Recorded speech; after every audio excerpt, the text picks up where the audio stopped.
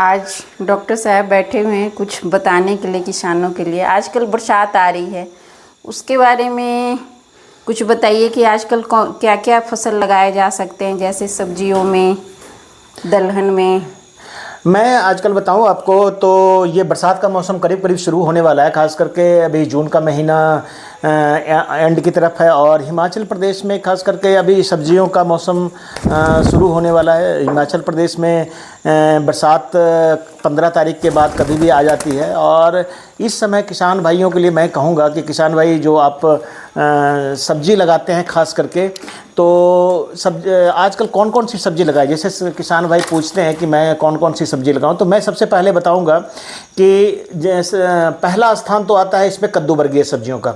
कद्दू वर्गीय सब्जी, जैसा कि आपने पूछा है प्रश्न, तो कद्दू वर्गीय सब्जियों में खास करके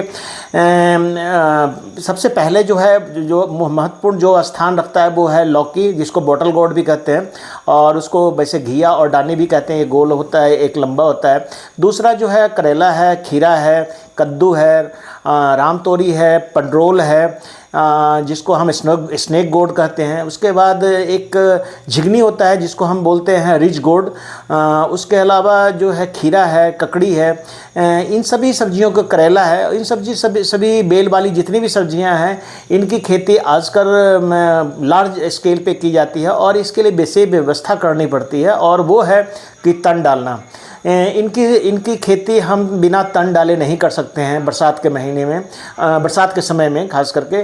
तो क्योंकि बरसात के मौसम में जो सब्जियां, जो ये फल लगते हैं इसमें, और ये जो बारिश होती है तो फल, एक तो फ्रूट फ्लावरिंग में भी प्रॉब्लम आती है, दूसरा फूल जो लगता है उसमें भी समस्या आती है कि फूल जो है कई बार जो है काफ़ी नुकसान हो जाता है या पॉलिनेशन की समस्या आ जाती है, परागण नहीं हो पाता है। तो उस कंडीशन में भी तो इन सभी सब्जियों की खेती आप कर सकते हैं। और इसमें महत्वपूर्ण बात यह है कि जब इन सब्जियों की खेती करते हैं तो बरसात में, चूँकि 3 महीना तो करीब करीब जून, जुलाई, अगस्त, सितंबर तक बरसात होती है और इस समय कई स्थानों पर आपने देखा होगा कि बहुत तेज़ बारिश होती है।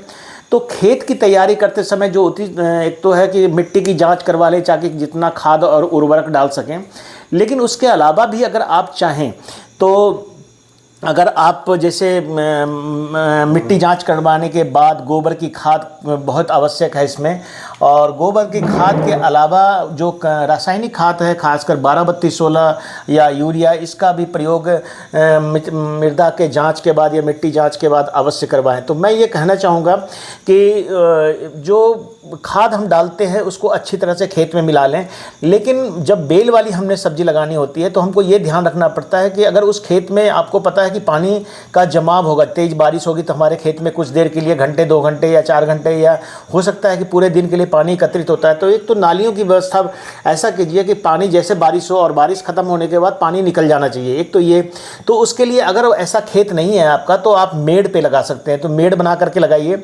लाइन से लाइन की दूरी कम से कम 2.5 मीटर जरूर, बरसात में 2.5 मीटर से कम मत रखिए। कोई भी बेल वाली सब्जी लगा रहे हैं तो 2 से 2.5 मीटर से कम 2.5 मीटर का रखना चाहिए। इवन उससे ज़्यादा भी रख सकते हैं, जैसे राम तोरी वगैरह लगाते हैं या घिया वगैरह लगाते हैं तो आप 3 मीटर भी रख सकते हैं। और पौधे से पौधे की दूरी भी 1.5 से 2 मीटर जरूर रखिए। पौधा लगाने इस समय तो आपने पौधा करीब करीब लगा दिया होगा मोस्टली, या कुछ ऐसे भी जगह होंगे जहाँ पर लोग नए लगाएंगे, नए बीज की बिजाई करेंगे इस समय। तो बीजों का चुनाव आप सही तरीके से करें, अच्छी कंपनी का बीज लें। इस समय जितने भी प्राइवेट सेक्टर के, क्योंकि गवर्नमेंट सेक्टर के बीज कई बार किसानों को उपलब्ध नहीं होते हैं, तो प्राइवेट सेक्टर अगर आपके पास जितने भी अच्छी कंपनियां हैं, उनके जो विश्वसनीय दुकानदार हैं, उनसे आप बीज लें और उसको आप डायरेक्ट सोइंग करें खेत में। इसके लिए पौध उगाने की आवश्यकता नहीं है, नर्सरी पौध, तो सीधे बिजाई करें।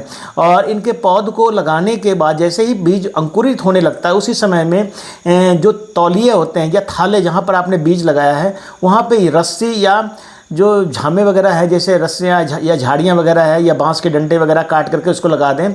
और ऊपर कम से कम 6 फीट ऊपर, जिसके आदमी की हाइट करीब करीब 6 फीट एक औसत मानी जाती है, उससे ऊपर आपका प्लास्टिक का या रस्सी का, जैसे भी आपका हो, जिसकी ड्यूरेशन, जिस चीज़ का, जिस रस्सी का, जिस प्लास्टिक का ड्यूरेशन कम से कम 3 से 4 महीने, मतलब उस समय पहले गिरना नहीं चाहिए। तो बांस के स्टेकिंग कर करके और इसके ऊपर जाला बना दीजिए और इसके बाद इसको चढ़ाइए। तो ये आपको कम से कम 4 महीने तक आपको फलन देने वाला है। तो ये ध्यान जरूर रखना है। कभी भी कोशिश मत कीजिए कि इसको ज़मीन पर फैलने दें। खासकर कद्दू वगैरह बरगिए में तो लोग सोचते हैं कि कद्दू भारी हो जाता है, लेकिन तन जो आपको है, जो सहारा देना है, जो जाल बिछाना है, वो आपको मजबूत बिछाना पड़ेगा। वो करेले में उतनी मजबूती की आवश्यकता नहीं होती है, खीरे में भी उतनी मजबूत तन की आवश्यकता नहीं होती है, लेकिन आप घिया, डानी, कद्दू वगैरह जो लगाते हैं इस पर मजबूत तन की आवश्यकता होती है। राम तोरी या पंडरोल वगैरह के लिए आपको मीडियम जो है तन की आवश्यकता है। थोड़ा जाला जो है आप थोड़ा उससे कम मजबूत भी बना सकते हैं। तो ये ध्यान आपने रखना है। बांस का स्टेकिंग ज़रूर करें आप, ताकि मजबूती से वो टिका रहे। फल जब इसमें लगते हैं तो फलों का वज़न बहुत ज़्यादा हो जाता है, पत्तों का वज़न हो जाता है और इसके जो बेल है उसका वज़न हो जाता है। तो सारे वज़न को देखते हुए प्लस उस समय कभी कभी तेज़ हवा और कभी तेज़ बौछार के साथ बारिश होती है, तो ये ध्यान रखना भी बहुत आवश्यक है। अब आते हैं कि इसके बेल वाली सब्जियों के अलावा अगर आप चाहें, आजकल क्या धनिया और पालक लगा सकते हैं बरसातों में? धनिया और पालक बिल्कुल लगा सकते हैं। अगर जैसे बरसात वाली धनिया को तो बड़ा महंगा बिकता है। बरसात में धनिया अगर आप लगाना चाहते हैं तो बरसात में धनिया लगाने के लिए आपको ये ध्यान रखना पड़ेगा कि उसको एक तो कि जो वाइट फ्लाई वगैरह या उस तरह के मक्खी मच्छर जिसको हम बोलते हैं उसकी समस्या बहुत बढ़ जाती है, तो उनसे बचाना पड़ेगा। अगर हो सके तो नेट हाउस में अगर आप लगाइए तो ज़्यादा अच्छा है, या किन्हीं के पास पॉली हाउस है तो बरसात में धनिया का बहुत अच्छा कीमत मिलता है, वहाँ लगा सकते हैं। या पालक भी आप बरसात में अगर उगाना चाहते हैं तो पॉली हाउस या नेट हाउस में ही करिए। ओपन में आपको बरसात जब होगी तो इसके पौधे जो है वो ख़राब हो जाएंगे और तेज़ बारिश होने से इसके पौधे पत्ते होते हैं कमज़ोर, इस पर दाग और धब्बे भी आ जाएंगे, जिसके कारण से आपको नुकसान हो सकता है। तो इसलिए इनको आप प्रोटेक्टेड कल्टीवेशन में, यानी जैसे संरक्षित खेती जिसको हम बोलते हैं, उसमें कर सकते हैं। जहाँ तक बरसात की खेती की बात कर रहे थे कि इसके अलावा जो बेल वाली सब्जियों के अलावा भिंडी लगा सकते हैं। भिंडी लगाने का बहुत उचित समय, इस समय लाइन से लाइन की दूरी करीब 1.5 से 2 फीट रखिए और बीज से बीज की दूरी करीब 1 फीट रखिए, तभी भिंडी, क्योंकि बरसात में भिंडी का पौधा बहुत तेज़ी से बढ़ता है और इसके पत्ते भी बड़े होते हैं। उसके अलावा भिंडी के अलावा बैंगन भी आप लगा सकते हैं। इस समय जो बैंगन आपने लगाया हुआ है उसके ऊपर मिट्टी चढ़ा दें ताकि इसके जड़ के पास पानी ना लगे। हरी मिर्च आप लगा सकते हैं। उसके अलावा आप शिमला मिर्च के और हरी मिर्च के पौधे के पास भी आप मिट्टी चढ़ा दें अगर पुराने पौधे हैं तो, और अगर नए पौधे लगा रहे हैं तो उसको मेड़ पे लगाएं। उसके अलावा अगर हम कहें तो टमाटर भी इस समय बरसात में लगता है, लेकिन टमाटर में इस समय बकाई रॉट वगैरह की समस्या या लीफ के स्पॉट्स होते हैं, या बैक्टीरियल लीफ स्पॉट होता है, या फंगल लीफ का स्पॉट होता है, कई समस्या आ जाती है, या इसमें वाइट फ्लाई वगैरह का अटैक होता है जिसके कारण कीड़े और बीमारियों का प्रकोप ज़्यादा होता है। तो वो ध्यान रखते हुए आप ऊंचे स्थानों पे टमाटर वगैरह की फसल लगा सकते हैं जहां पानी का जमाव अधिक होता है, क्योंकि टमाटर, बैंगन, शिमला मिर्च, हरी मिर्च ये ज़्यादा पानी बर्दाश्त नहीं करता है। इसको कम पानी में ये पौधा ज़्यादा फ्रूटिंग करेगा, बशर्ते कि और वायरस जो बीमारी होती है खासकर विषाणु रोग है उसका भी प्रकोप बढ़ जाता है। तो वाइट फ्लाई को आप कंट्रोल अगर आप कर सकते हैं तो इन चारों को भी लगा सकते हैं।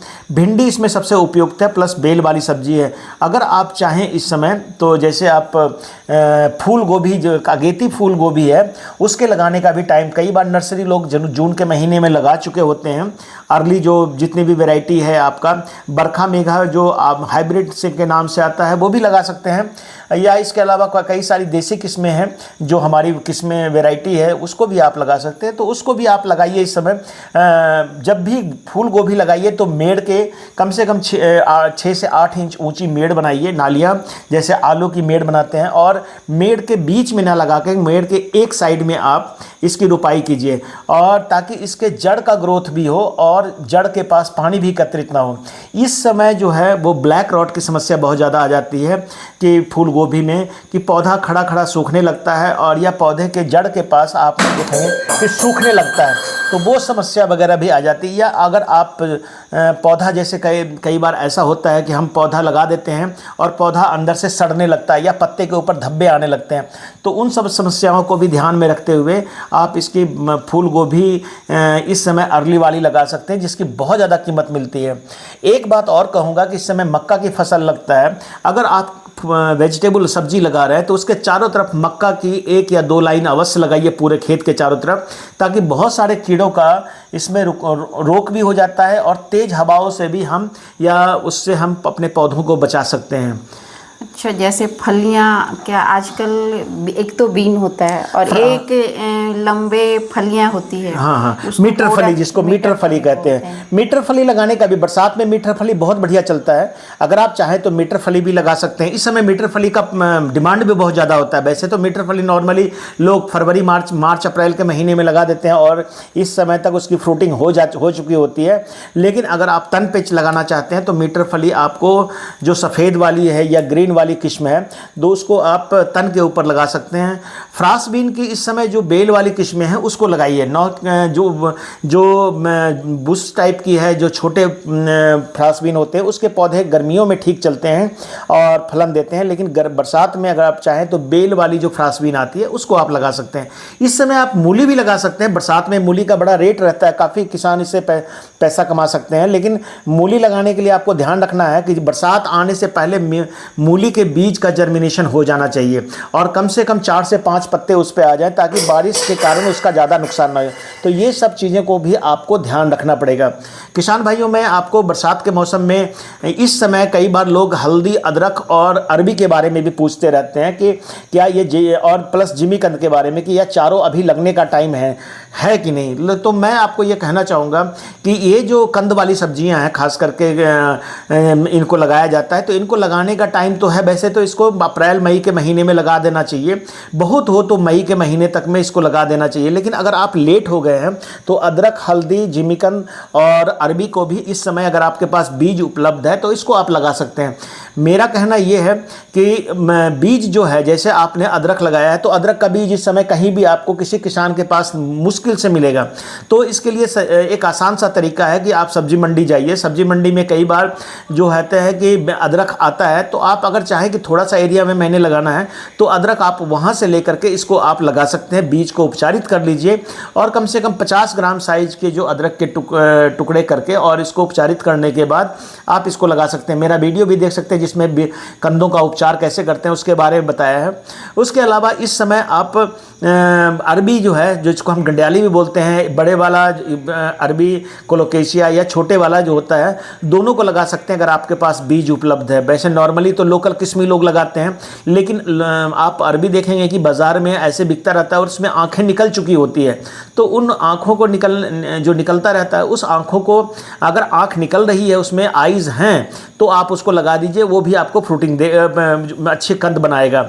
जिमीकंद की बात है, जहाँ तक जिमीकंद इस समय नहीं मिलेगा आपको बीज, तो एक पूरा जो जिमीकंद आता है बाज़ार में, अगर वो आपको मिल जाए इस समय, तो उसको 4 टुकड़े करके उसको एज ए बीज के रूप में उस तकनीक को थोड़ा सा है कि अगर आप चाहें तो, या छोटा साइज का 1 किलो का 500 ग्राम का अगर आपको मिलता है तो उसको भी आप रोपित कर सकते हैं आप अपने क्यारियों में या उसमें। लेकिन आपको बीज जो है वो 250 से 300 ग्राम का बीज जिमीकंद का बढ़िया होता माना जाता है, जिससे प्रोडक्टिविटी अच्छी आती है। लेकिन इसको करीब आपको मई के महीने में, अप्रैल मई में आपको लगा देना चाहिए।